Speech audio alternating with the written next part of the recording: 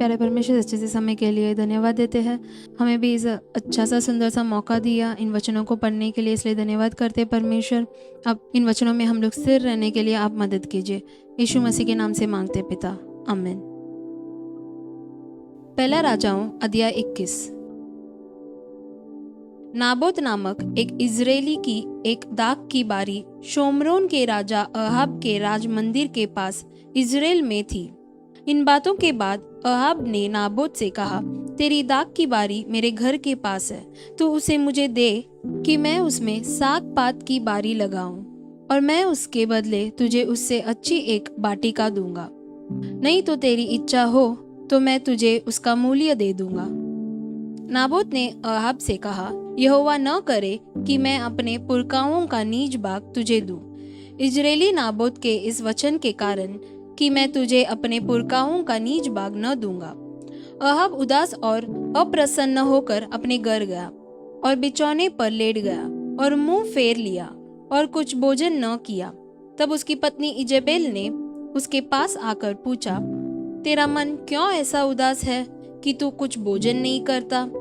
उसने कहा, कारण यह है कि मैंने इजरायली नाबोत से कहा कि रुपया लेकर मुझे अपनी दाख की बारी दे, नहीं तो यदि तू चाहे तो मैं उसके बदले दूसरी दाख की बारी दूंगा।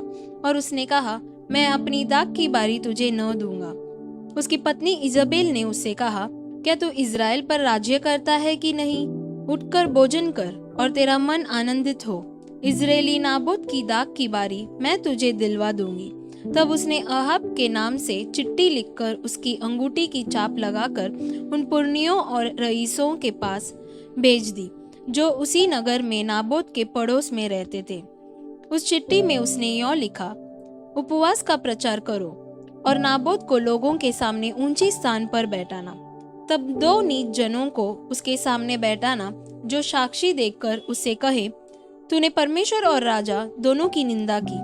तब तुम लोग उसे बाहर ले जाकर उस पर पथराव करना कि वह मर जाए। इजेबेल की चिट्ठी में की आज्ञा के अनुसार नगर में रहने वाले पुरनियों और रईसों ने उपवास का प्रचार किया और नाबोत को लोगों के सामने ऊंचे स्थान पर बैठाया। तब 2 नीच जन आकर उसके सम्मुख बैठ गए और उन नीच जनों ने लोगों के सामने नाबोत के विरुद्ध यह साक्षी दी, नाबोत ने परमेश्वर और राजा दोनों की निंदा की। इस पर उन्होंने उसे नगर से बाहर ले जाकर उस पर पथराव किया और वह मर गया।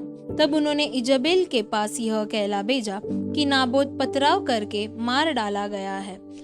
यह सुनते ही कि नाबोत पथराव करके मार डाला गया है, इजबेल ने अहाब से कहा, उठकर इजरायली नाबोत की दाख की बारी को, जिसे उसने तुझे रुपया लेकर देने से भी इनकार किया था, अपने अधिकार में ले, क्योंकि नाबोत जीवित नहीं परंतु वह मर गया है।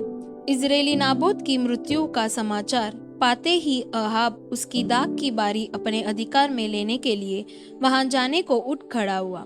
तब यहोवा का यह वचन तिशबी एलिया के पास पहुंचा, चल शोमरोन में रहने वाले इजराइल के राजा अहाब से मिलने को जा। वह तो नाबोत की दाख की बारी में है, उसे अपने अधिकार में लेने को वह वहां गया है। और उससे यह कहना कि यहोवा यों करता है, क्या तूने गात किया और अधिकारी भी बन बैठा?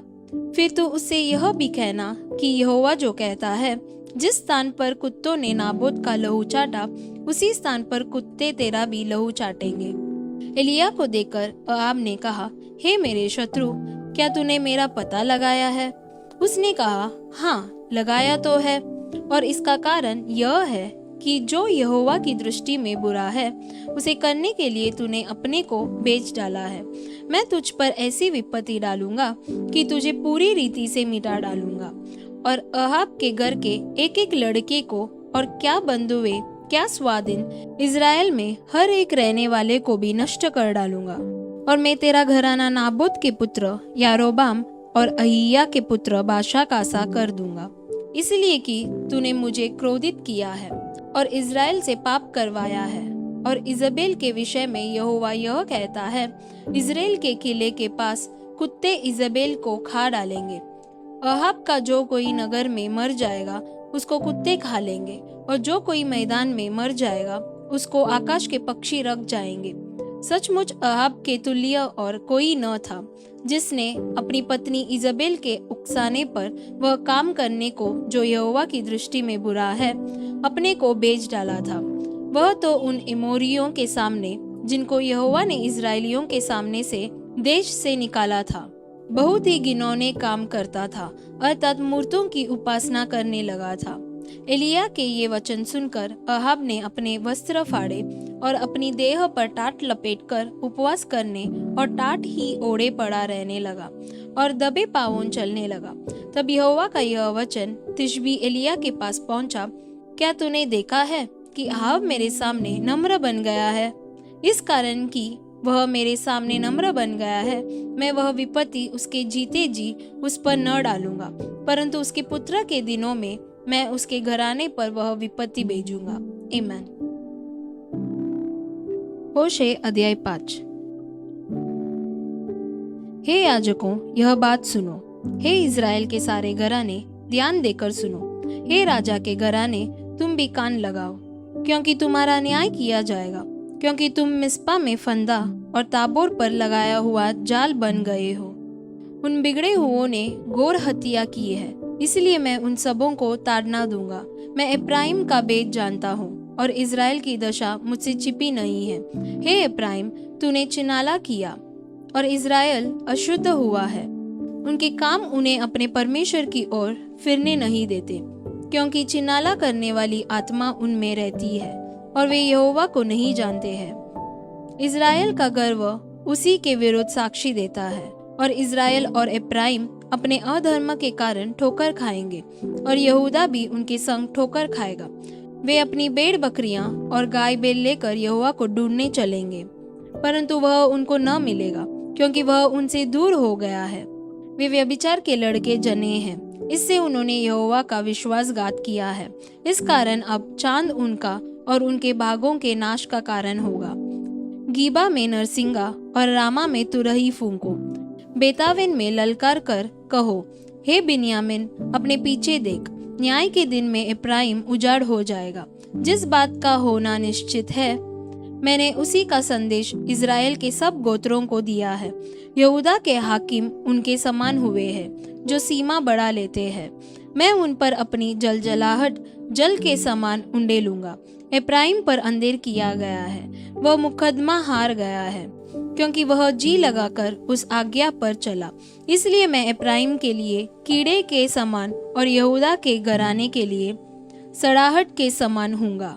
जब एप्राइम ने अपना रोग और यहूदा ने अपना गाँव देखा, तब एप्राइम अशूर के पास गया और यारेब राजा को कहला भेजा, परंतु न वह तुम्हें चंगा कर सकता और न तुम्हारा गाँव अच्छा कर सकता है, क्योंकि मैं एप्राइम के लिए सिंह और यहूदा के घराने के लिए जवान सिंह बनूंगा। मैं आप ही उन्हें फाड़ कर ले जाऊंगा। जब मैं उठा ले जाऊंगा, तब मेरे पंजे से कोई न छुड़ा सकेगा। जब तक वे अपने को अपराधी मानकर मेरे दर्शन के खोजी न होंगे, तब तक मैं अपने स्थान को न लौटूंगा। और जब वे संकट में पड़ेंगे, तब जी लगाकर मुझे ढूंढने लगेंगे। आमीन। मरकुस अध्याय 8 1-10। उन दिनों में जब फिर बड़ी भीड़ इकट्ठी हुई और उनके पास कुछ खाने को न था, तो उसने अपने चेलों को पास बुलाकर उनसे कहा, मुझे इस भीड़ पर तरस आता है, क्योंकि यह 3 दिन से बराबर मेरे साथ है और उनके पास कुछ भी खाने को नहीं। यदि मैं उन्हें भूखा घर भेज दूं, तो मार्ग में थक कर रह जाएंगे, क्योंकि इनमें से कोई कोई दूर से आए हैं। उसके चेलों ने उसको उत्तर दिया, यहाँ जंगल में इतनी रोटी कोई कहाँ से लाए कि ये तृप्त हो? उसने उनसे पूछा, तुम्हारे पास कितनी रोटियां हैं? उन्होंने कहा, 7।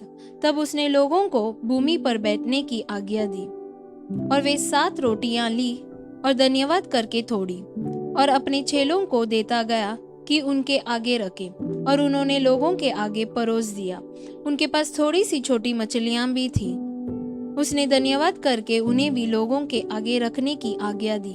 खाकर तृप्त हो गए और चेलों ने शेष टुकड़ों के 7 टोकरे भरकर उठाए, और लोग 4000 के लगभग थे। तब उसने उनको विदा किया और वह तुरंत अपने चेलों के साथ नाव पर चढ़कर दलमनूता प्रदेश को चला गया। आमीन।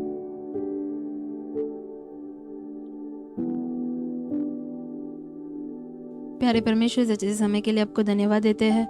जैसे हम पढ़े थे परमेश्वर, अहाब उतना दुष्ट काम करने के बावजूद जब वो उपवास कर कर आपके ओर पुकारा, आपने उसके विपत्ति को उसके पुत्र के दिन में कर दिया।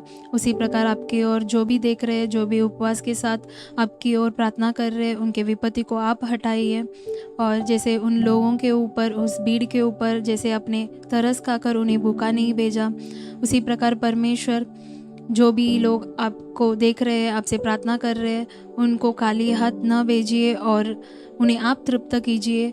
उनके ज़िंदगी में जो भी कमियां हैं वो हटाकर आप भरपूर आशीष से भर दीजिए। यीशु मसीह के नाम से मांगते हैं पिता, आमीन। God bless you.